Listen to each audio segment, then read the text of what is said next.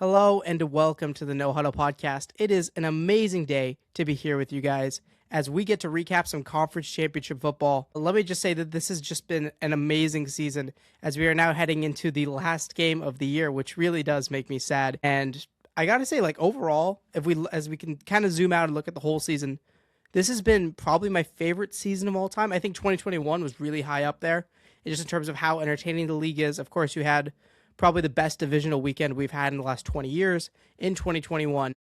But this year in particular, it was just special for me, whether that was the podcast, whether that was my Niners making an insane run through all the injuries, or whether it was just how interesting the league was as we were heading into the postseason. It felt like we had 12 or 13 teams that can go win the Super Bowl. And what more fitting way to end this season with a classic Super Bowl rematch. Super Bowl 49, we get a rematch here with the Patriots and the Seahawks. Huge congratulations to them. We're going to be giving them a lot of flowers this episode. And, I thought a fitting, they both were blue, so I picked out a blue Warriors hoodie to wear today. I'm not sure how clear that comes off in the camera. But yeah, as with all of that being said, let's just get started. Roadmap for the show. We're going to talk about Broncos Patriots. A little reaction to that. We're going to be starting with the Broncos, heading to the Patriots side of things. Then we're going to head to the NFC, talk about some Seahawks Rams. Again, we're going to be starting with the Rams and talking about the Seahawks. And then we're going to close this with some coaching stuff, and that'll be it for the show. So with that, let's skip around. Timestamps will all be on the bottom, and you can just skip around, watch whatever you want to watch. Or, like I said last time, if you're a true psychopath about football, please stick around for all of it. And yeah, with that being said, let's head to the Broncos Patriots. With the Broncos and the Patriots in the AFC Championship game. Now, a lot of people were describing this game as like the junior varsity game before the varsity game, which I don't necessarily blame them for doing. Safe to say the entertainment value on this one wasn't particularly high, and a lot of that has to do with Mother Nature really kicking in the second half and shutting down both offenses. But we're going to try and break down as much of it as we can here. So I'll say the biggest winners of the day are dome truthers, anyone who does not believe that football has to be played outdoors. There's a reason now we are getting the Super Bowl in either warm weather states like we have Super Bowl 60 here in California, or we're getting them in closed stadiums because they do not want the Super Bowl to look like the AFC Championship with the Broncos and the Patriots. But as someone who really does love, football and especially crazy weather games, this game did have a lot to provide, even though I wish the snow could have chilled just like a little bit so we can get some offense. But, the weather gods kind of do whatever they want to do. So just for the Denver side of it, there will be 3 plays that haunt them for the rest of this season. No way around it. There's 3. Going for it on that 4th down and 1 was always the wrong call. I know you could say, hindsight, maybe you could have said yada, yada, yada. What if they ran up the middle? There's 100 things you could say. But as I watched the game, I remember thinking to myself, oh my God, for the love of God, don't go for this. Take your points. When you're running on a backup quarterback, getting a 10-0 advantage is just so huge, and especially with the way the Broncos defense works. You are talking about one of the best pass rushers in football. This is a team that had 63 sacks in the regular season, which was significantly more than everybody else. You look at what this team can do in pass coverage, and you are providing your team an opportunity to be able to really tee off, make the game, force the Patriots to go simple and pass a ton, especially because they hadn't been running the ball well all game. You would have put yourself in such an amazing, advantageous position by just taking your 3. And instead, what do? They go for it with their backup quarterback, and they call a bootleg, which the Patriots ends were more than ready for. They just completely crashed on the quarterback. No part of them were fooled by that bootleg call. They could have seen that coming a million miles away. And despite them having a backup quarterback, no quarterback could have made that play. That play was dead in the water from the start. And to have a play like that on 4th down is just killer. If they get stuffed on a sneak, if they get stuffed on some fullback dive, yeah, I can criticize them. But at least I can say, you know what, at least there was a shot. But we came out of that play, which is like, oh, well, that was clearly never going to work. So not only is it, you should have just taken your 3, because, you have a freaking backup quarterback, and you're in a game where you cannot really run the ball at all. So just putting extra pressure on him if you don't get it. But your defense is now in a worse situation. Just nothing about that call made sense. Second play. The Jarrett Stidham fumble was just bad. And I am a firm believer of the butterfly effect in football. I don't think he tries to make that stupid play if they're up 10-0. I really don't.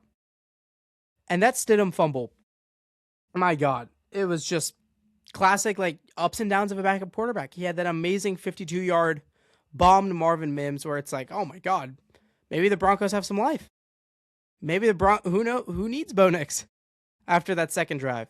And then you got pretty clearly reminded why they need Bo Nix.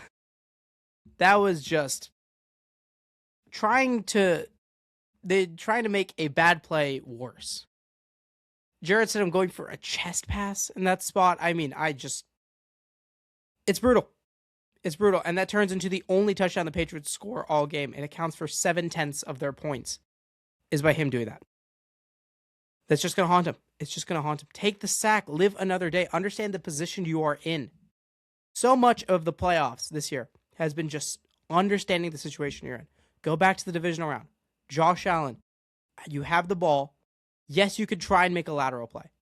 And there's about a 5% chance that works and you get into field goal range and you look like a genius. And there's a 50% chance that play is going to go terribly wrong, which it did, and it ends up being the difference in that game. Here, it's the same deal. There is a small chance that works. Who knows? Maybe you chest pass it. Maybe it doesn't. It's not a backwards pass, and you get rid of the ball, and you set up what will eventually be an easier punt. That's what you're going for. That is the reward in this scenario. There's no way you complete the pass. But by doing that, by hitting the chest pass, you're completely jeopardizing the game. You're putting the game at risk for just no reason. A game you have full and total control of. I want to say the Patriots had 40 yards. There was at one point in the game, they had 12 plays for 12 yards. You have full control. The easiest and the only way to lose control at that point is for a stupid-ass turnover where you do not understand the situation you are in, and that is exactly what happened. And then, of course, the missed field goal is the third play. 43-yard kick. Will Lutz didn't miss it. It got blocked by a guy who I want to say was brought onto the team last week. I remember that being a big story. And, special teams, we're talking about situational awareness being huge in the playoffs. Special teams, as usual, as for every season, it's the thing that won the Chiefs 2 out of their, 4 Super Bowls? I had to think about it. Yeah, 2 out of their 3. Sorry, I forgot. They won 1 pre-Mahomes. Because you had the Kadarius Toney punt return, and then you had, the Ray McLeod nasty fumble off the back leg, whatever. I'm not even going to think about that. It's a thing that you go to the NFC Championship, you get a muffed punt. That was the difference in that game. And yeah, special teams comes in to be a killer for the Broncos here. 3 plays. Those 3 plays are realistically the difference. If Denver does not make any of those 3 plays, if they just either if they take the 3 points, they take the sack, and they hit the kick, they're probably winning this game by more than 10, and they're heading to Santa Clara. And that sucks. I mean, I guess you could say that that's the thing with every close game. Yeah, you could look at a few individual plays. But I think more so with Denver than any other game this postseason. You just look at those 3 plays and you're like, my God, that was the difference.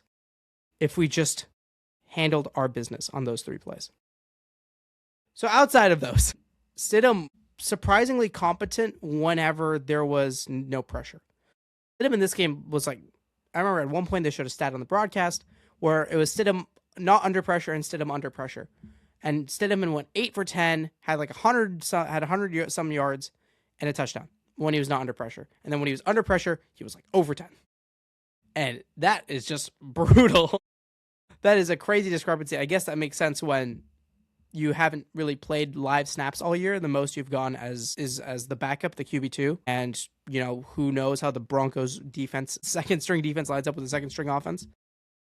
So you could tell he just did not know how to handle pressure at all. And to that point, New England heading into the game, I didn't do a big preview show for these games. Just things didn't work out for that. But as I was doing my own research for the games, New England sends their blitz packages are interesting. They're super interesting. They send more, like when they blitz, they send more cover 0 than anything else. So they don't really, when they blitz, they love to go for it, which is just makes for really, really fun football and really fun TV. But them just sending straight 0, we really saw that in this game. Like just going for as heavy as pressure looks as possible. Because they knew if they got somebody in Stidham's face, even if they left something open on the back end, the play was dead. And as New England realized that more and more and more, it felt like the Broncos' chances slowly diminished in this one. Outside of that, the Broncos' run game was just not particularly great, as it has been really since J.K. Dobbins went down. And that really, really reared its head. If it was something that they were able to get away with when they had Bo Nix in there, making plays with his legs and finding a way to really just, make exceptional plays in the fourth quarter. But without Bo, with Stidham in there, where you have a backup quarterback in there, you really want to help him out somewhat with the run game. They were not able to. This run game died when J.K. Dobbins went down, which really sucks because they were going to get him back for the Super Bowl. I remember seeing this. I saw this article after the game. Alex Singleton had like an Airbnb booked. Santa Clara. J.K. Dobbins was ready to go. It felt like the whole Broncos team was ready for Super Bowl 60. And it sucks that Bo Nix went down. And it sucks that those three plays are going to be the difference in why they don't go. As for the run game in particular, it felt like Harvey wasn't necessarily running poorly. There were a few plays in particular where I'd argue he made really great plays. He turned nothing into something.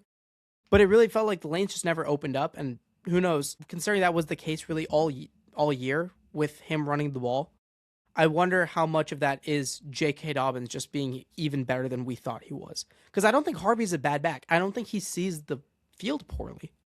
I just think that with Dobbins, this run game was just so good. It's hard to remember because, at this point, it's been a couple months since J.K. Dobbins was out there. But when he was out there, he was awesome. Like, the Broncos' run game was the best part of their offense. Even with the healthy Bo Nix, even with the healthy receiving core. That was the best part of the Broncos.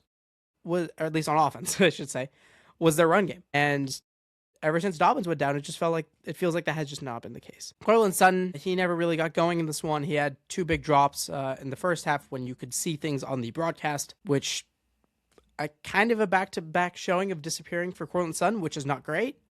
We remember in the Buffalo game, he made his first catch with about 4 minutes left to go in the fourth quarter. And while last week can say that's a cool story because he ended up coming up really clutch for them later in the game, now it's like, okay, you've effectively disappeared for 116 minutes out of a 130-minute postseason. That's not great. That's really, really not. Marvin Mims, somebody who I highlighted a ton throughout this postseason and through the regular season as just like a fun, special impact player.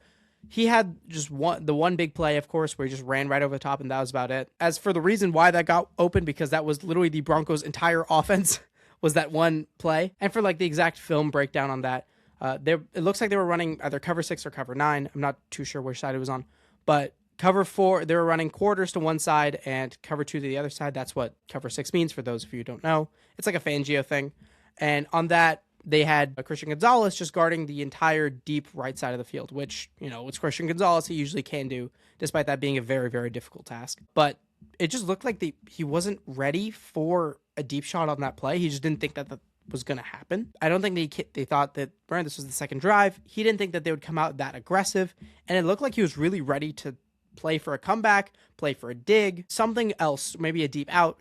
He did not expect to just beeline go right at him. You could tell with his stance and everything. Yeah, he was not ready for a deep shot with Jarrett Stidham in the second drive of the game. But Mims really is just that fast. He's able to get a step on one of the best corners in the league. And yeah, that was the one real touchdown the Broncos scored. Was a few plays after that, they get it in for a 6-yard touchdown. I'm going to touch on the Broncos defense for a bit here. It's something that I haven't really said for them all season. It's something that I haven't said even through the divisional round.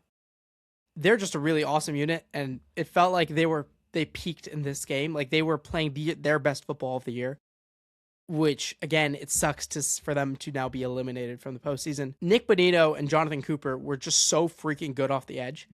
They had to have New England in the first few drives tried to let their tackles Morgan Moses and Will Campbell just play them on an island. It did not work. It did not work at all. That's when we had the play that Will Campbell had where you just see him diving at Nick Bonito because he doesn't know what else to do. That's when you get stuff like that, is when they were not throwing any chips at them. They're just like, okay, we can trust our tackles to do it. Nope. Nick Bonito and Jonathan Cooper were just smoking them. So that's when they had to start throwing multiple chip blocks. We had plays where you had Ramondre and a tight end stay on the outside for about half a second, chip their guy, then run their route, which just makes it really hard for the offense to move. And thus it did. It was hard to move. And yeah, those guys are awesome. at least to my knowledge. I know Benito's extended for the long term. I imagine Cooper is going to be there for a while. I could be wrong, but even then, like, they can find somebody else. Like, that Broncos D-line rotation is just insane. And another two guys I really want to shout out on this Broncos defense. Dre Greenlaw is so good. This isn't me being biased. If you don't know, Dre Greenlaw is my favorite football player in the world. I got the chance to meet him. He is an exceptional human being. And not to mention, he plays football in just an extremely awesome way. He was my favorite player when he was on the Niners. And even though, despite him being on the Broncos, I still love him to death. And it felt like for the first time in a minute, we got to see a healthy Dre Greenlaw, because he's been dealing with a quad injury to start the year, and then there was a hamstring injury, which sucks because when Dre Greenlaw isn't out there, the NFL isn't as good. And Dre Greenlaw in run support this game was amazing. I know he got beat on the flea flicker for like a 20, 30-yard gain in pass coverage, but in the run game, if you want to know why Ramondre Stevenson and TreVeyon Henderson didn't work, it's called Dre Greenlaw. That is the reason. That man was just everywhere. There really is a thing where you're watching a healthy Dre Greenlaw, is every time you see a tackle pile, it's like, oh, there's 57, there's 57. He is never away from a play. He is the inverse Jake Brendel, to use a 49ers reference. You can always see him there. He is what seems like the first guy to the ball every time. He plays with his head on fire. And I really, really hope, I know he's there next year and even the year after. I hope he's healthy next year. I know the way Dre Greenlaw plays, it is not conducive to someone being healthy. I understand that, but I hope we are fortunate enough to watch a healthy Dre Greenlaw next season, because what that guy can do out on the football field is just amazing. It is a treat to watch. And if you're listening to this and you're like, I don't know about all that, trust me, just even put on some highlights. I'm not rarely the type of guy to say put on some highlights. I'll say turn on some tape. I'll say, do something else when I'm trying to express how much I love a player. But I think Dre Greenlaw, just watch some highlights and just look at 57. Watch even this game back and look at 57, which I know it might be kind of hard to watch this game back. It was a little hard to watch, but just watch 57. It is such a treat to watch. And I am sad that he will not get his shot to go win a Super Bowl, because he deserves one at some point in his career. Another guy we're going to shout out, another former 49er, Talanoa Hufanga. This guy is amazing. I know he gets some crap, especially from when he was a Niner. Even now with the Broncos, I know he gets some crap. But he was healthy all season. He's been an impact player all season.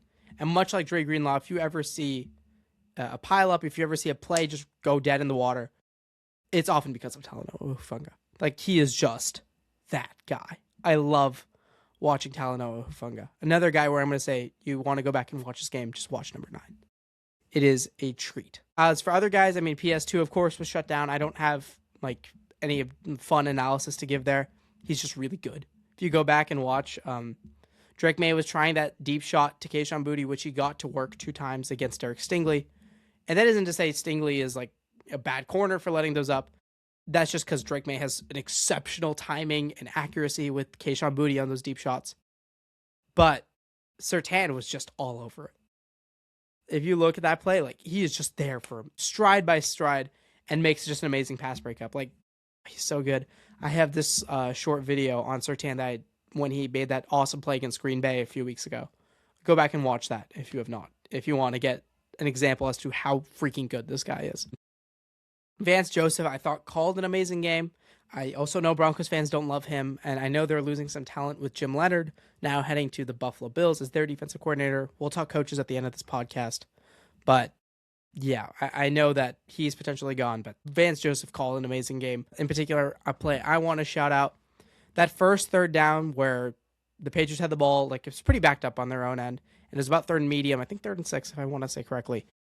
Vance Joseph shows 7 guys at the line. He has 4 D linemen in, and then he has both the linebackers and a double mug, basically 2 linebackers right at the line, and then he has Hufanga on the line too. So he shows 7, and so Drake May gets ready to pretty much just instantly take the ball and rip it. But as soon as he hikes the ball, both the linebackers drop out and Hufanga drops out, and they run this cover 3, and Drake May was so confused as to what to do. He sees that hike and he's like, what? So he just tries to rip it to Stephon Diggs, who was just not open. That probably should have been a pick. Or at the very least, it was a pass breakup, which it ended up being. Because there's 3 guys in the area. That play was just dead. And it took Drake May a sec to try and figure out the defense, which He really couldn't all game, but until he started running with his legs. So, all in all, for the Broncos, I mean, it sucks to see Bo go down. There's a reason why this episode is titled A Weekend of What-Ifs. If any one of those three plays go differently, we are either looking at the most absurdly long overtime game that nobody wants, or we are looking at a Broncos win and them heading to Santa Clara off of an amazing defensive performance. Like, we are one of those three changing away from that. And we are also probably a Bo Nix injury away from that, which this isn't a disrespect to the Patriots. I just think that what Drake May provided with his legs, I think Bo could have done the same to try and get some spark to this offense. Which, it sucks to see your starting quarterback go down, especially when he was playing that great. In my opinion, he silenced every one of his doubters in that Buffalo game. If anyone still is thinking, I don't know about Bo Nix, I implore you to watch the Buffalo game back because he was so good. But it sucks to see your starting quarterback go down. Give them credit for making this an interesting game when a lot of people thought this could have been a blowout. And I knew it would be a close game. Ended up being a close game. Credit where credit is due. Moving on to the New England Patriots, your AFC champions. Man, 5 years of suffering, huh? 5 years of having to just not be particularly great, and we're back. You don't even have to go through the phase of, we lose a playoff game here. We won our division, but we ended up struggling a bit in the postseason. Nothing like that. Nothing. You're back in the postseason, back to the Super Bowl. Just like that. Yeah, when you land your franchise quarterback and franchise coach, that'll do it. So, my major note I have for the Patriots here is that football can be a complicated-ass sport. It can be, you watch a film breakdown, especially at the higher level, you watch one of these quarterbacks go mic'd up and read their play call, and there's 18 different segments. It's alpha, dex, Y, trips, formation, left, right. There's just a whole bunch of bullshit. There can be so many just difficult things to understand. But sometimes all you need is good coaching, good quarterback play, and just a little bit of luck. And just like that, you're back. It really is amazing to watch. It can literally be a white girl Starbucks order at the line.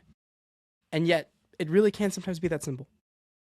So, Drake May had his best game of the postseason, which doesn't say a whole lot. If you go back, he didn't have a particularly great game in the Chargers game. If you go back to Houston, he had those problem with the fumbles because Will Anderson Jr. is a demonic god. I don't know how else to put it. He's just a beast. But in this game, he was particularly clutch. And the important thing was, in that first half especially, getting some points on the board, which he did by running it in off that interception. And then the second half, just avoiding mistake. Just running to create some plays on third downs and, leading that also to your field goal, which ended up being the game-winning kick in the third quarter. Again, my God, the snow in this one really did kill offenses on both sides. But Drake did exactly what he needed to do to win this game. He played a very solid game. The main thing was just avoiding the turnover in that spot. Jarrett Stidham didn't. That's why we had the chest pass, for lack of a better word, and Drake made it. First half, I'm going to try, when I'm talking about the Patriots passing attack, I'm just going to focus this to the first half. And this is something that I think is really concerning for the Super Bowl. We'll have our preview show on the Super Bowl next week. There was just really nothing open. The Broncos secondary just clamped the shit out of every route. It felt like they had one Mac Hollins third and long conversion, and that was it for their passing attack. That really was the only highlight I can think of off the top of my head. The flea flicker maybe, but when a third down conversion and a flea flicker are half of your passing yards, I'm going to be a little concerned because Seattle 100% can replicate the performance that Denver had. They have the horses to do that. So that is something that's going to be a little scary as we're heading into the post Super Bowl talk. It felt like a lot of times they just had to check it down and where there was just no room to run. It was checkdowns that were dead in the water, 4 yards or less. There was 3 guys ready to rally and make a tackle. It really was just all about his legs in this one. That last play especially, I think the story's a little old by now, but him calling his own shot there. Not even the offensive line knew they were going to just instantly run the roll out and just run to the left. No one knew. It was his audible. It wasn't Josh McDaniels' play call. Only he knew. He went up to the line, and he knew the whole way he was going to roll out to the left and run it. Which, the balls to do that as a 3-year-old quarterback playing your third postseason game to call your own shot in that spot and go win the game is just pretty awesome objectively. Yeah, outside of that, the run game, again, outside of the Drake May runs, never got going. They had a few 10-yard bursts with Ramondre Stevenson, And that was it. Like, especially it was just that field goal drive where their run game was able to do literally anything, which, again, deeply concerning when you play Seattle, who had allowed 3.5 yards per carry this season. The line played not great. Like, they are getting a ton of hate, which some of it is deserved, some is not. But they didn't play as bad as they did against Houston, which, small positive. Very, very small positive. Will Campbell in particular. He is getting, like, a lot of crap for the way he played, but I'd argue he really only had a few bad reps. Like, those few bad reps, the ones that are getting passed around on Twitter.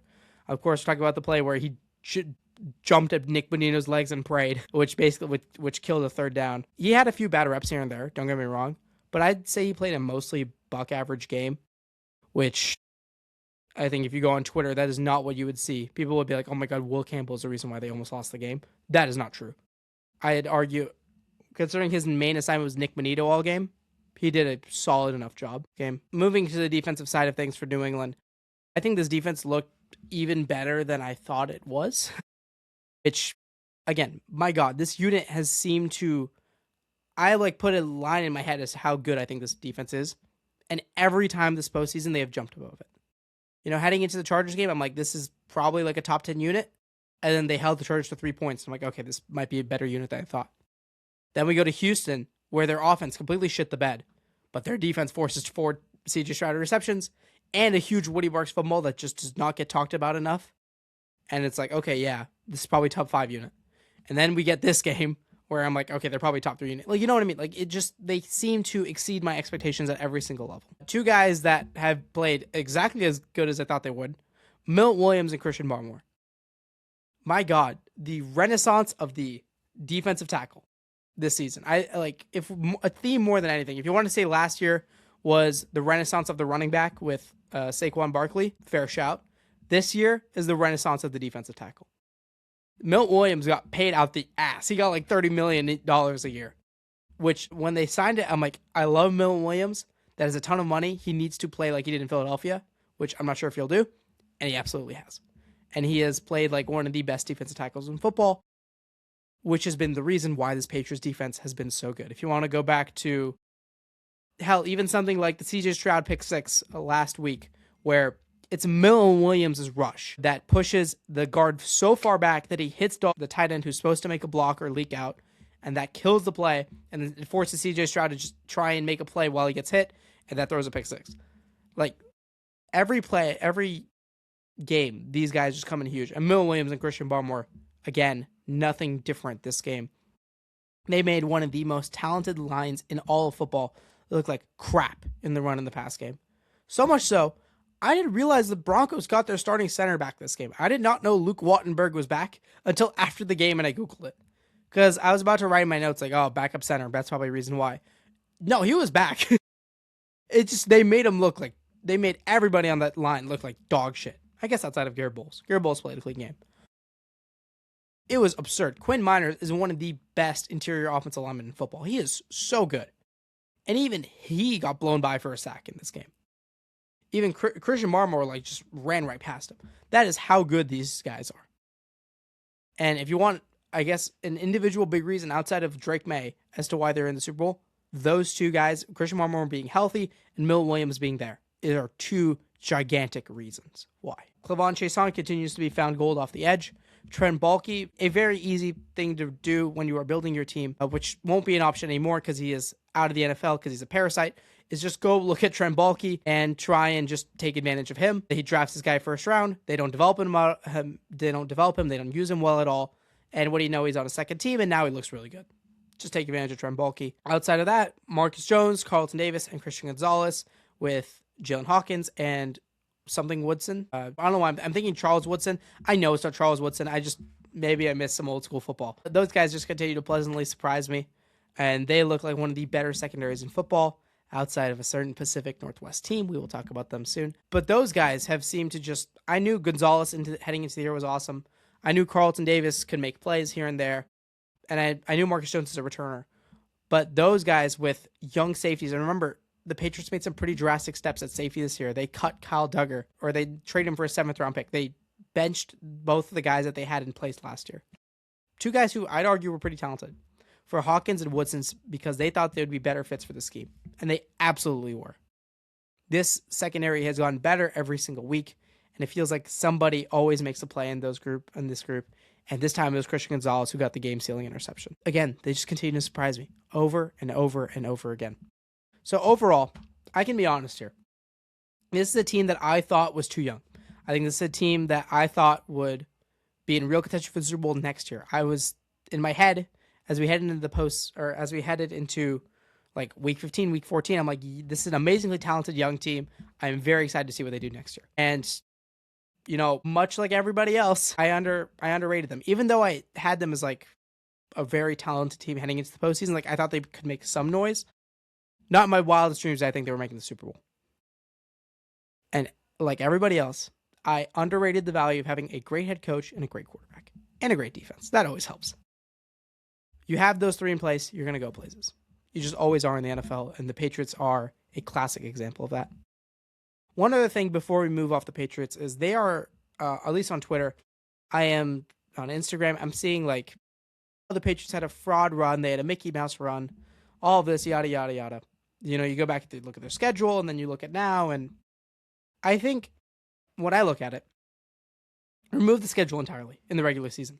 I don't particularly care about the Patriots' regular season schedule now because they beat 3 playoff teams in a row. So all of that crap about the schedule can go away, in my opinion. That has nothing to do with evaluating this team. Even though, again, had they flamed out in the postseason, had they lost to the Chargers, had they lost to the Texans, yes, you could say you could look back at their schedule and be like, maybe they were a tad overrated.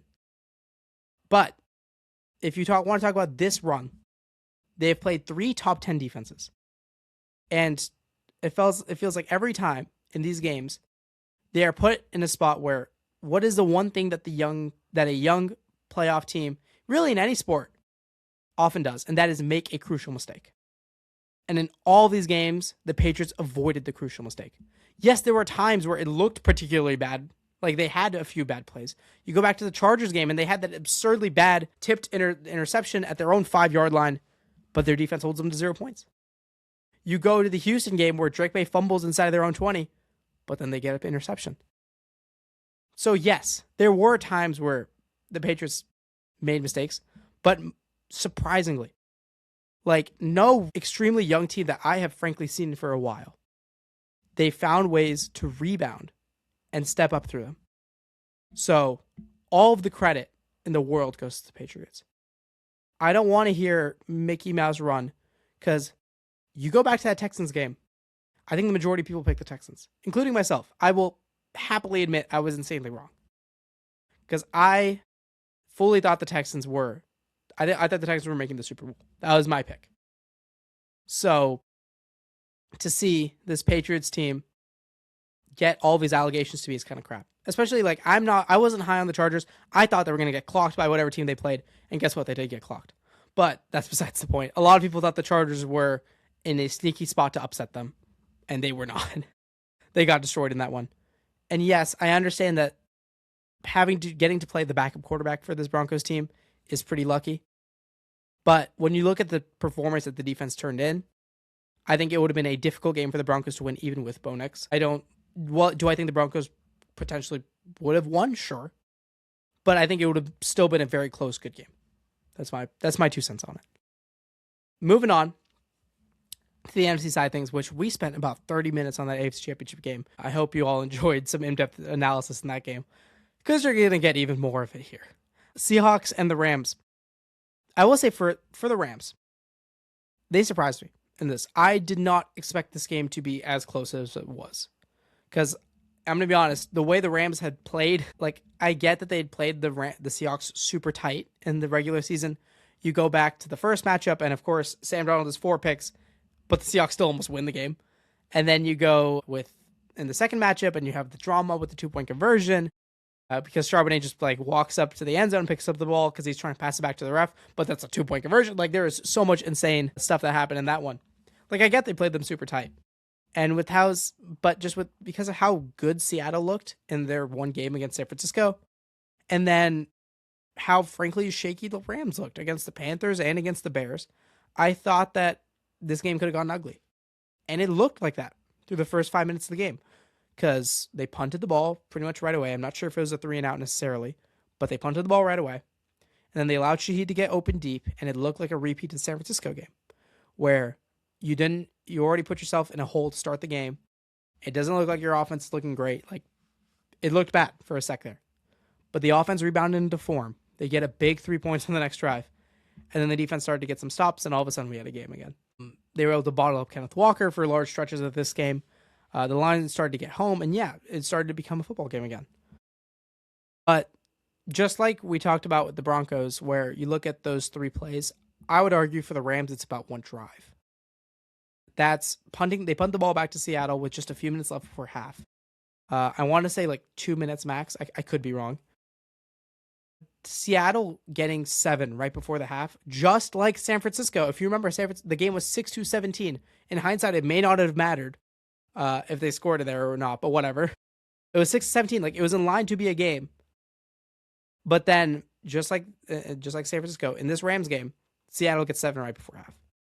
In this one, it's because they're able to get JSN deep over the middle, and he makes just an absurd catch, taking a massive hit. Doesn't matter because he's JSN. That gave Seattle control of the game, which they really held firm control of this game up to the last drive of the Rams, where it looked like the Rams could have taken the lead, but they get stuffed on 4th down.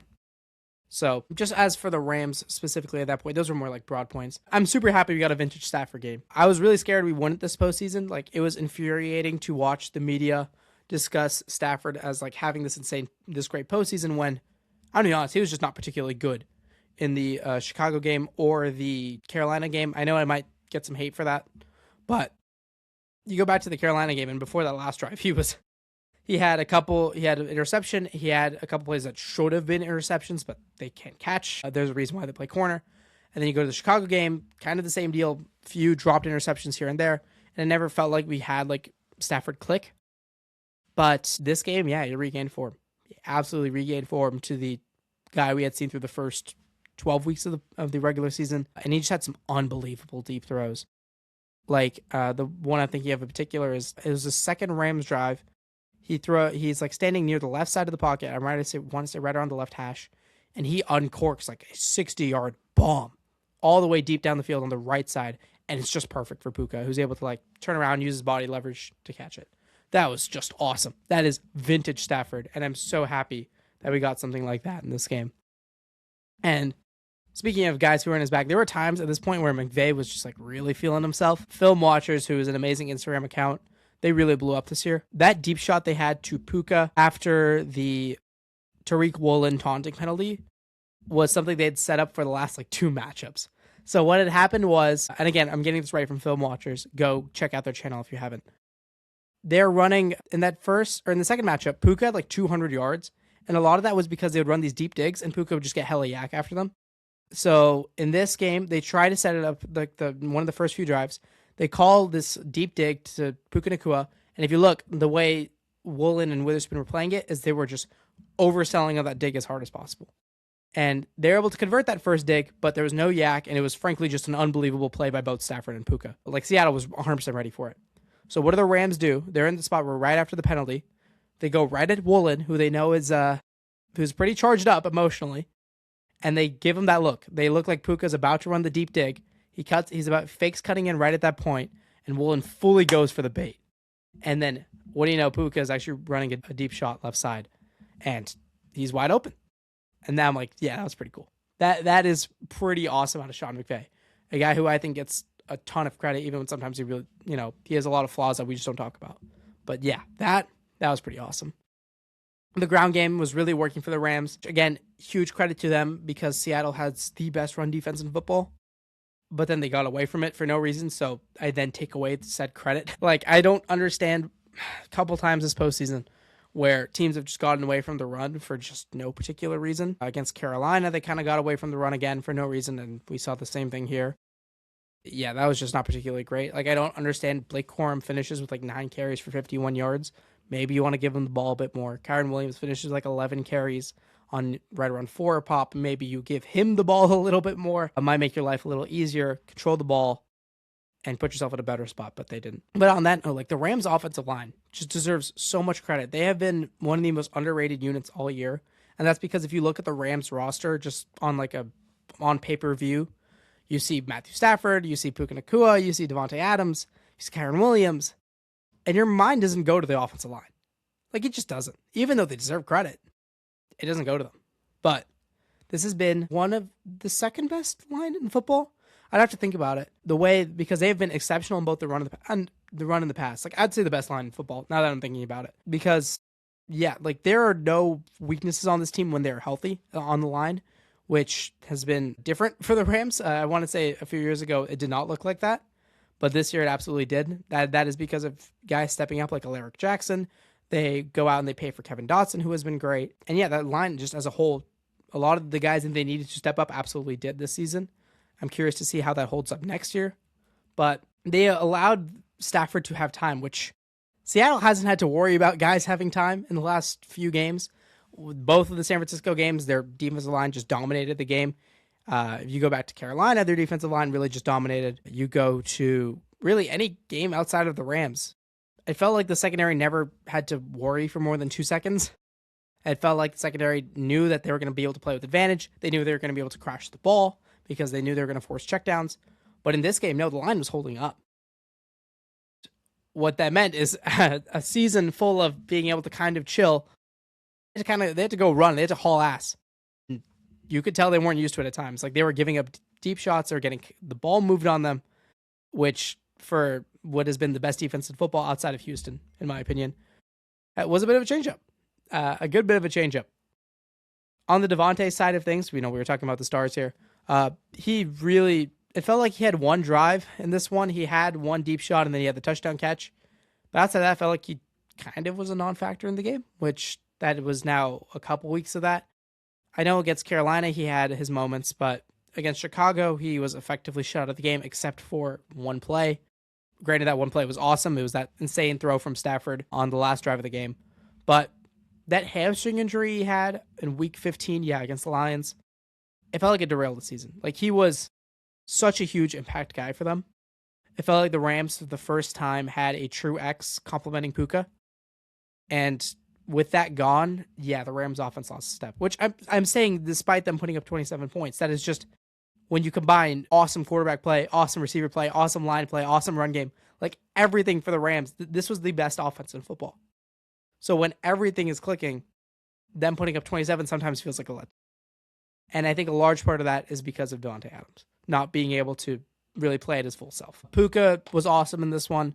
There was this narrative that heading into this game that he couldn't beat man coverage, just decisively destroyed that. For 65 yards, a lot of those yards were one-on-one, just go, trust me to win deep, and he did every time. That's such a stupid narrative. That was so dumb. Just because Puka really does excel with McVay, and McVay knows where to put him at times to create plays where he's on safeties or he's just attacking space. That doesn't mean he can't beat man coverage. Twitter gurus were like pointing out a few reps of like, oh, look, he got shut down on this play. Yeah, I hope that never becomes a talking point again. And it's dumb that I had to bring it up on my podcast. Yeah, just shut that down. I don't think we ever need to talk about that again. But the Rams defense, speaking of negatives, I think Chris Shula lost a head coaching job. I felt like he was going to have one. The way that the season was going, it really did feel like he was going to have a head coaching job. But the last few weeks of the regular season, getting dotted up by Bryce Young, and this game. I think they lost him a job. I don't think he'll get one, especially because the remaining openings are Cardinals, Browns, Raiders. I don't think he's really in line or wants to take any of those. Just a really tough performance for his defense all around. The lack of addressing the secondary, again, for the third year in a row, has always been a weakness, and that weakness struck again. And that doesn't include or exempt the backers and the safeties either. Because how many times did they just check it down to Kenneth Walker on second and third down and long and pick up giant conversions and continue drives, which was infuriating to watch at times, even though I have no dog in the race here. Like, it cannot be so simple to where the running back check down every time gets so many yards. Like, Seattle knew it. As soon as they'd get Kenneth Walker on one of those, really anybody, they just put him on a out route. Yeah, they were dead in the water. Dead in the water every time. And then this vaunted pass rush of, Jared Verse, Braden Fisk. Like, Fisk had a nice play in this one. But Kobe Turner, Byron Young, all these guys, these names, they did kind of fuck all for the game against a Seattle line that is good. Like, they have good players, and I think they've especially been playing well as of late. But this isn't like an unbeatable line. This isn't the Eagles of last year offensive line. there should be spots to win, and they kind of didn't. No answers for JSN in this one. I get he's great, but it felt like they kind of paid him no extra mind. They treated him as just like a guy, which was stupid as shit. The touchdown on the running back scissors route, you go back to that play. Granted, it was just an awesomely designed play. They had, I want to say, Cup on a return route. And what that did is it allowed Jason to kind of be on his own island. And yeah, you go back, you look, and he's wide open in the end zone, just chilling for a touchdown, which, because it kind of looked like the Rams, like, were just treating him like any other guy in the backfield, which was dumb. The fact that they didn't always have just somebody there, right? Like, this is a game where I really do want to go back and just watch even more tape on it, just understand what was happening with JSN there. And then that Cooper Kupp conversion on 3rd and 7. I know I'm dogging a lot on this defense, but they need to be. That Cooper Kupp 3rd and 7 was just egregiously bad. The corner is playing super up close. I want to say it was Kobe Durant. He's playing up close on a 33-year-old Cooper Kupp, who we also got the story after this game that the Rams are urging him to retire. So this is a guy who, in your opinion, should have retired, lining up on 3rd and 7, press man coverage, and he beats you on a drag route because he gets the play faster, because he releases faster. At 33, it's embarrassing. It's embarrassing. Like, that's the main reason your season ends, because at that spot, there's a few minutes left in the game. If they force a punt there, the Rams are going to the Super Bowl. No way around it. But nope, he gets stuffed. But he's able to pick up the first down there, and that Seahawks drive continues for a long while. Like, genuinely, all of the corners, send them into the sun. Not one of them gets you any use. They had to bench their cornerback one, Emmanuel Forbes, heading into this game. I know he had a shoulder injury, which that shoulder injury was a huge reason why they beat the Bears, because they were able to take him out of the game.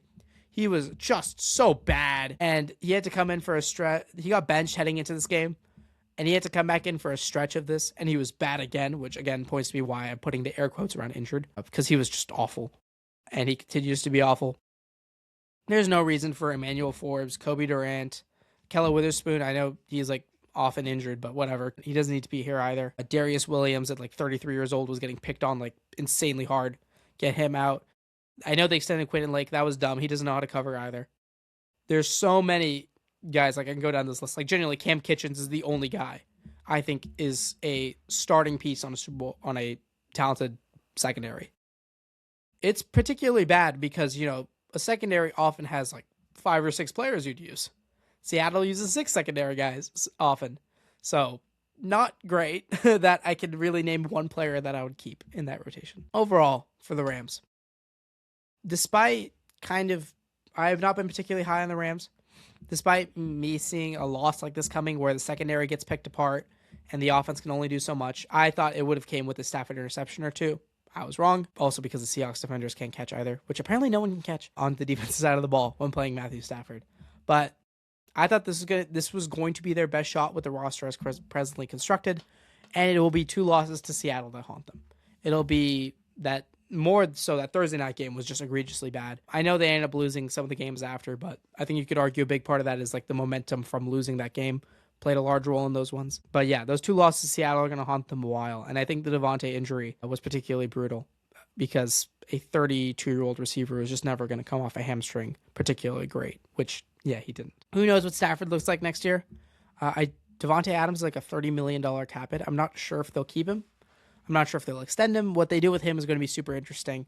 I would not be surprised if he hits the open market at that number, just because the Rams have other guys they got to extend. They're already paying Stafford out the wazoo. I'm not sure what they're going to do there.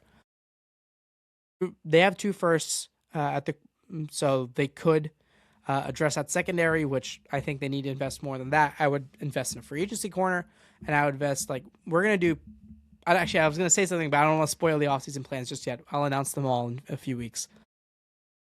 I'm interested to see if they go quarterback with one of those picks. I think that's kind of underrated. That's not being talked about as much. I think that they might, because you have 2 first-round picks, and then you could let him learn under Stafford for an entire year. Like, that's a pretty golden spot to be in if you're Sean McVay. Like, you want to look at why the Packers have been consistently competitive. A big part of them is just being able to land quarterbacks and letting them sit. And who knows, even if a guy's sit for 2 years, I'm not sure who you would take in that spot. I know a guy like Trinidad Chamberlain, sorry if I butchered that, is a little bit older, but he might be kind of fun in that spot as well. Moving on to Seattle. This is a team where My respect for them has been pretty obvious through the whole year. My best performing individual video on this channel by far is just me talking about the Seahawks. Yeah, so you know how I feel about this team. I'm going to give them a million flowers here. But first, and the most important one, has to be Sam Darnold. He's just a good quarterback at this point, which, and again, maybe I'm late to the party in that respect, but what he was doing in this game was unbelievable. He was making plays under pressure. He was making plays in the red zone. Like, you go back, all three of those touchdowns, all three of the touchdowns he had were like plays where he's getting crushed in the pocket. Like, some of the plays he had in this game were just awesome. Like, Sam Darnold under pressure was making throws. Sam Darnold was being hit by Jared Verse, Braden Fisk, Byron Young, Kobe Turner, not Kobe Turner. Oh yeah, Kobe Turner. Sorry. Yeah, while being hit by those guys is unbelievable. It is crazy to think 2 years ago, this was the 49ers backup quarterback. It's crazy to think 1 year ago, this is the guy that fell apart against Detroit, and then even more so fell apart against the Rams. It took 9 sacks. It doesn't look like the same player. It really doesn't. He played an ultra clean game. He handled pressure, distinctly the opposite of what we have seen from Darnold in the big games, with the big games narrative. I think it's just dead now. I don't see Sam Darnold as this ticking time bomb for the first time in his entire career. The monkey is clearly fully off his back, which is crazy. It is crazy. I thought Seattle was by far the best team in the league heading into the postseason. But my main thing, and the reason why I didn't end up picking them, was because I thought at some point their defense was going to, or not their defense, sorry, their defense was always going to be great. I thought at some point Sam Darnold was just going to collapse. I thought we'd have a vintage 2 or 3 performance game. I thought we would have Jordan Love against the Eagles last year. I thought we would have CJ Stroud against the Texans. I thought we would have Justin Herbert against Patriots. Some game where it was like, all right, yeah, that was kind of expected. But no, we didn't get that. Against San Francisco, he did exactly what he needed to do, which is make a few plays here and there, and for the most part, just let the Niners implode on themselves. And then in this game, when he needed to make plays, time and time again, he did. Which is just unbelievable to say. And if you want to look at why the monkey's off his back, you can look at coaching. There's a million reasons why, or hell, just some mental fortitude, him becoming a better player. But I would argue the primary reason is because he never had to worry about those initial nerves, initial jitters, and he never let those compound on himself. And why? Because of Rashid Shaheed. If you want to look at one just impactful midseason trade, my God, that one was just absurd. Because not only did they get the kickoff return in the 49ers game, where that sets the tone for the entire game, and at that point, it felt like the first time Sam Darnold took the field, they were at a confident spot to win the game. But by getting so open on that deep shot, on that streak, and Sam Darnold getting that perfect ball in his hands, it felt like Sam Darnold never had to worry about those initial jitters. He would get rid of them 5 minutes into the game, at the latest, with that Rashid Shaheed play. So you never had to worry about Sam getting nervous, getting tight, and then compounding on that. Which, as someone who has dealt with a lot of anxiety and stuff like that in my past, if you never have to worry about the initial burst, it becomes significantly easier. And we saw that with Sam. So I'm in a spot where in the Super Bowl, I trust Sam Darnold. I'm not going to say I trust him more than Drake May, because I think Drake May is, just a supremely talented quarterback. But I trust Sam, which is crazy for me to say. Speaking of Sam, he has an obvious, just special connection with JSN, but again, kind of obvious. I'm not going to dwell too much on that. What he and JSN have is just so good. We saw it through the regular season. We saw it here in the playoffs. And as for other guys, despite not having great yards per carry in this one, Kenneth Walker played an awesome game. We talked about his receiving impact and plays he had on second and third down, but he had a few just awesome runs where Rams guys were just so confused on how to deal with him. We had the first touchdown run where that play should have been dead. It should have been dead in the water. But he bounces it to the outside. He just turns on the Jets. And yeah, my God, unbelievable what he did. And then you also have that one play where he just jukes Omar Speights out of his shoes. That was so cool. I love that. I love that play so much. And I wrote in my notes, I have big playoff Leonard Fournette vibes, in that you never want to see a guy go down. What happened to Zach Charbonnet sucks. A torn ACL. He is such a talented player. He's such a fun player. And him and Kenneth Walker as a tandem is amazing for the regular season. When you have to survive a 20-game long gauntlet, yeah, it's nice to have both of them there. But just for the postseason, when you're going to play 3 games, because Seattle was the 1 seed. Getting K-Walk as the bell cow for that is awesome. And it really took this offense to another level. I fully believe that. Like, Kenneth Walker being able to be the bell cow of this team, always being out there, always being a threat, took this offense to another place. And again, that is no disrespect to Zach Charbonnet. I know it may come off like that. Sharp is amazing. Like, 2 things can be true. Sharp is great, and him and Kenneth Walker in the regular season is amazing tandem. But it is also a luxury to be able to use Kenneth Walker like this in the postseason. The O-line did a great job in this one, as per usual, for Seattle, which, again, so weird for me to say that. And Clay Kubiak, give him a ton of credit, because he called up plays that allowed them to either, get to the second level on, like, some screens, and, like Rashid Shaheed end arounds, which, they allowed to use the speed of that offensive line to go make plays in the upfield. And it was also plays where Sam Darnold was getting rid of the ball quickly, like often 2 seconds or less. Sam can get the ball out of his hands, which allowed them to really relax a bit. Like, the line never had to worry for too much in that respect. Seattle has, on that note for Shaheed, Seattle has to work to keep Rashid Shaheed. He is an unbelievable gadget and weapon, but the downside for them is that he will absolutely get paid out the ass. Someone is giving him over $20 million a year. Remember, Christian Kirk got over 20 a while ago. Like, someone is going to pay Shaheed a ton of money. If I were to throw an initial guess, if the Rams cut Devontae, that could be taken. That could be something there.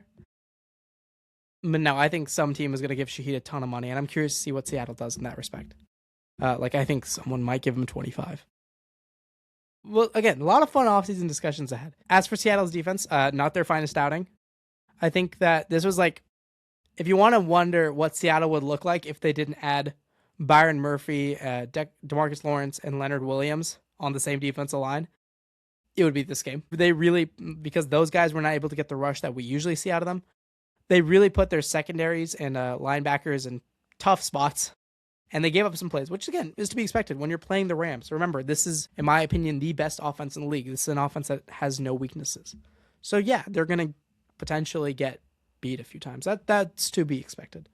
There's 2 guys on the defense side I want to highlight here, one in a negative and one in a positive way. Rick Woolen, who had been playing the second half of this season, he'd been playing his best ball since his rookie year. Like, it felt like he really stepped into his role, finally, which he had been having issues with, like, lack of physicality his whole career. He'd been dealing with ups and downs. You go back to week 1, he got freaking hoed to lose them that game twice. Not particularly great. But in this one, yeah, he didn't have his finest outing. And whether you want to attribute that, again, to the fact that this is a different spot for him and that usually that rush is able to get home and make things so difficult for the quarterback, but they didn't have to worry about that in this one. So he kind of had to, be ready, and he was not in this game. That penalty, obviously, was the dumbest thing ever. I want to say the ref warned him after his first outburst, and he just kept going and going, and that got him a penalty. Now, whether you should call taunting in the NFC Championship on 3rd and long to begin with is a different argument. It is, an argument of why the hell are we doing that? Like, are we serious? This is the conference championship. Can we not do that, referees? But, the referees are going to referee, and you can't give them a reason to do that, and he did. And then he proceeded to get beat by Puka Nacua on that touchdown, which, again, huge credit to that play design for getting them on the dig. But yeah, not a particularly great game from him. It felt like he was getting targeted for a lot of it. Even his running mate, Devon Witherspoon, was starting to struggle in coverage. But then he had awesome 3rd and 4th down stops, and including the final tackle to win them the game. And then, now to the positive side. I have glazed the shit out of this guy on this podcast before, but I'll do it again. A guy who, if he was not a Seattle Seahawk, I would love a jersey of, and that is Nick Warrior. This kid is just special. I have explained the impact of him before. I will happily do it again. So Seattle runs a ton of nickel. So what that means is that they can only get to have 2 linebackers out there, and they put in, for most teams, that's an extra safety, or an extra corner, sorry. But for Seattle, it's an extra safety. So when they get in that nickel spot, like, the problem is often you lose a lot of physicality, right? Because you don't have a linebacker out there. But you become a lot stronger in the pass game because you have an extra guy who can cover there. But Nicky Warrior is more physical than your average linebacker. And he's better in coverage than your average safety or corner, or nickel safety and corner. So he's a special. He's a unicorn. He is the Swiss Army knife. He is the, for lack of better wordage here, he is the Taysom Hill of defense. Prime Taysom Hill. In that, Whatever you need him to do, he can do it. You need him to go play up at the line and rush the passer, he can do it. You need him to play in run support, he can do it. You need him to play back, he can do it. Anything you want him to do, he can do. Hell, you want to put a safety in one-on-one rep coverage, which is usually not a particularly smart thing to do, but you have Nick Warrior. So what can you do? Multiple times, I want to say in the same drive, the Rams tried to target him. I think he had a matchup on a tight end, and he had a matchup on Kyron. And both times, Stafford tried to get him on like out routes, and both times he was all over it. Like, he didn't even allow a catch. He didn't even he didn't tackle them right at the point. He didn't let them catch the ball. He's amazing. I remember seeing there was a stats of he's one of the better cover players in one-on-one coverage. As a safety, often as a box safety. Oh my God. As a football nerd, I love Nick Warrior. I love him so much. He is like Kyle Hamilton 2.0, and I don't put that lightly. Kyle Hamilton is one of the best, most underrated, extremely talented players. There's a reason why he is the highest paid safety in football. And yet it feels like somehow this kid's a more athletic version of him. He is a better version of Kyle Hamilton. Maybe Kyle Hamilton, he's been in the league longer, so he's a little bit smarter. But outside of that, give Nick Warrior even one more year. I want to see what he does next year. If he looks this good as a rookie, I want to see what he does next year. I think he could be the defensive player of the year at some point. I think he will win one at some point. And for as long as he's with Mike McDonald, oh my God, I will rave about this kid all the time until eventually he does kick my team's ass, which he kind of did a couple times. Overall for Seattle, despite them playing great football all throughout the season, it didn't feel like they had truly arrived until the Rams game on Thursday night. That's when everyone started to notice them. It was like, oh shit, this team might actually be really good. And there's a very simple reason I said heading into the postseason, there's an easy way to figure out. Even though, yes, football is insanely complicated. Yes, it feels like at times the postseason can just be random. But there is a formula to figuring out how teams are going to perform in the postseason, and that is who is hot and who is healthy. And I had these two teams when I did those rankings before Week 18, and that's why the Niners at 1, the unfortunate take, what are you going to do? But I had the Patriots at 2 and the Seahawks at 3. Why? Because those teams were insanely hot, and they were coming off giant wins. For Seattle, they'd been coming off both the Rams game and blowing out the Panthers. And then for the Patriots, they were just hot and healthy. They didn't have a big win, now that I think about it. They're a juggernaut. As I called them after Week 18, they are a juggernaut. And I think the Super Bowl will be a good game. But I think there's also a reason why they're considerable favorites. They're playing amazing football, and I don't think they have a weakness. Now that in my opinion, we know Sam Darnold isn't going to just go, screw the game over. He's not going to start seeing ghosts, which, again, New England was the team he started seeing ghosts on. So that's pretty cool. We're going to point out a lot of cool, fun facts in the preview show next week. But you just look down the line of the Seahawks roster, and I just don't think I see a weakness. So that makes them just utterly terrifying. And that is the reason why they are 4.5-point favorites, sometimes 5-point favorites in the Super Bowl. Even though they have Sam Darnold at quarterback, even though this is a team that won 10 games last season. It's a team that missed the playoffs. It's a team with a second-year head coach. There's a reason why they're favorites. I still think we're due for a classic, which I said before Super Bowl 59, which let's just say was not a classic. I call that a little bit of belt to ass. So maybe ignore me. Maybe I'm wrong about that, but I would love to not be wrong about that one. Only time I'll ever say that on this podcast, as I would not love to be wrong. I'd love for that one to be absolutely correct. Quick notes on coaching before we get out of here. I know we've been here for a while. So if you've been sticking through this, I tip my cap to you. Respect. I'm not too sure what the goal of Buffalo's shakeups were this offseason. I saw a few takes on this. So if you were to just tell me, hey, we're letting go of Sean McDermott, we're promoting Joe Brady, and we're bringing in Jim Leonard as our DC, which I think looks to be what they're going to do, then I'll be like, okay, I understand it. Do I love it? No. Do I think that you should have gone Clint Kubiak? Yeah, especially with what he's doing in the postseason right now. I'm not the biggest fan of it, but also if you don't want to risk losing Joe Brady and you think he's a prominent vision for the future of your team, then yeah, sure, I can see it. But then why the hell did you have that press conference where you said, oh, I wasn't going to fire McDermott heading into the Broncos game, but, this team needs a change up. It needs a change. The one thing this team really isn't going to do is change, because Joe Brady was here for those last few playoff games. And if your thing is after this game, there needs to be changes, then why is it the defense that, even though the offense had 5 turnovers, Still only allowed 33 points, including overtime. And I know that sounds like a lot, but if you go back and you look at that game, the defense kind of put in a solid enough performance to win that one. It wasn't the 13 seconds game. Like, the defense, it wasn't the thing that cost them. So the best take I saw in it was Danny Parkins. He was like, if you just, Men in Black wipe out the press conference in your head, then sure, I can understand what they're doing, and I don't necessarily think these are bad moves. But including the press conference makes you think that this makes no sense. And that is pretty much my opinion on it. Like, I think that Joe Brady is a very phenomenally talented OC. And if he was going to get a head coaching job, I understand this. Like, I think if you knew Brady was going to go to, the Cardinals, Raiders, what are the other openings? Browns, or maybe one of the other spots that just filled up recently. Like, if you thought he was going to Pittsburgh, I don't know. Then yeah, sure, I can understand promoting him. But it didn't look like Brady was gone. It didn't look like they were at a risk of losing him. I'm not sure if he was going to go somewhere else, like be the Eagles OC or something. I'm not sure how that all was looking out, and I don't think we'll find out. But if he wasn't going to go anywhere, what the hell was the point of this? It feels like this is a move where if he was going to stay in-house, you could have just done it another year. You could have waited, or you could have tried a different offensive mind out. I don't know. And then hiring Jim Leonard, I like that a lot. We'll see. I'm not sure. I don't think the paperwork is finalized and all that, so we'll see if anything changes, but I like that. I like those moves. Again, just including the press conference and saying that this is a time where you need to make a change makes me very confused. Last two things we're going to talk about. We're going to go to the AFC North.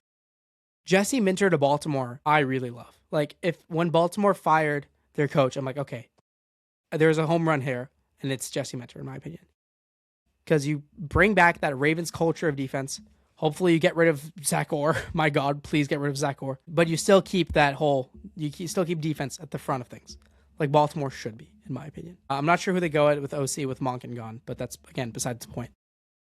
I'm like Minter, what he has done with the Chargers defense the last few years. Like, they were obviously the number one defense in the league last year. And then this one, they did a very good job against New England. It's just that the offensive line was dog shit. Like, you look at the reasons why the Chargers have succeeded and why they have failed, and the reasons they have succeeded involve Jesse Minter, and the ones that don't involve Jesse Minter. So I really do love this hire. I think that he is a great, great candidate. I wouldn't put him as S tier. We talked about this last year or last week, where it's like there isn't an obvious S tier candidate, yet so many teams are firing their coaches. But even though he isn't a guarantee to hit, I think this is about as good of a hit as you could have gotten. I really do love Jesse Minter. And then one move here where I got to be honest, I don't like it. Much like everybody else, I was kind of hoping I'd have a different take here than the reactionary people, but I just don't like it. It's Mike McCarthy to Pittsburgh. What's the point of this, man? If you're gonna fire Tomlin, or not fire, if you're gonna let go of Tomlin, you're gonna let him take the year off. Then what was the point of this? What's the point of McCarthy? Is the goal to oh my God, we need to get Aaron Rodgers back? If that's your thinking, which I don't know why it would be, but if that's what it is, then sure, yeah, then Mike McCarthy makes sense. He's probably the only coach out there who you could have got Aaron Rodgers to play for. Otherwise, I think he would just ridden off to the sunset. Now I think it's a pretty solid shot he comes back. But for McCarthy, I don't see a world where he's the elevating piece. I just don't. And part of me really wanted them to go younger because I wanted them to embrace a rebuild. I think so many Steelers fans have. It's bad if your own fan base is saying embrace the rebuild. But it seems stubbornly the Chicago Bulls, for lack of a better comparison, they just refuse to do it. They refuse to. And it's a team that's just only going to get older. If you look at how old that defense is, it's just going to stay. It's going to get another year older, another year in the tooth. And this is still a team without a quarterback. I just don't get the vision here. I really don't. And you know what? If I'm wrong, I'm wrong. I am happy to be proven wrong. I've said that a million times in this podcast. Being proven wrong when you are talking about football for over an hour a week is inevitable, and I'm okay with that. But for this hire, I can't see the vision. I think that he is great to win regular season games, but it's not like Pittsburgh ever had a problem with that. My main thing is he going to get you anywhere in the postseason, which he hasn't for 15 years, even with really talented rosters. You go back to the 22 Dallas Cowboys team, that team was insane. Even though, Dak had those interceptions and, you had the Zeke snap and everything. Go back to the 22 Cowboys. You want to look back. That defense was awesome. The offense was awesome on paper. and they still couldn't get it done against a rookie 7th-round pick quarterback, Brock Purdy, who ended up being a pretty good quarterback. But still, I don't get this one. All right, I hate to end on a negative note like that, but we have been going. I want to say it's the longest show we've had, which makes sense because Conference Championship weekend was, as usual, insane. I want to thank you so much for listening on, especially if you listened through the whole thing. Credit to you. This was a long one. I hope you had a good listen, and I'm really sad that this is the second to last reaction show I'll make here for the next 6 months. We have the Super Bowl, and the show after the Super Bowl is going to be awesome. It's going to be insane. Hopefully we have a lot to talk about. I imagine we will. We're going to head to the off season. I'll divulge some of my plans for the off season, but just know in general, we're going to be sticking around here. I don't know how frequent it'll be. Maybe we'll shift like once every 2 weeks, but there's going to be a ton of off season content here as well. So for everybody who stuck around this far, I want to thank you so much for listening. And I really, really hope you have a phenomenal day.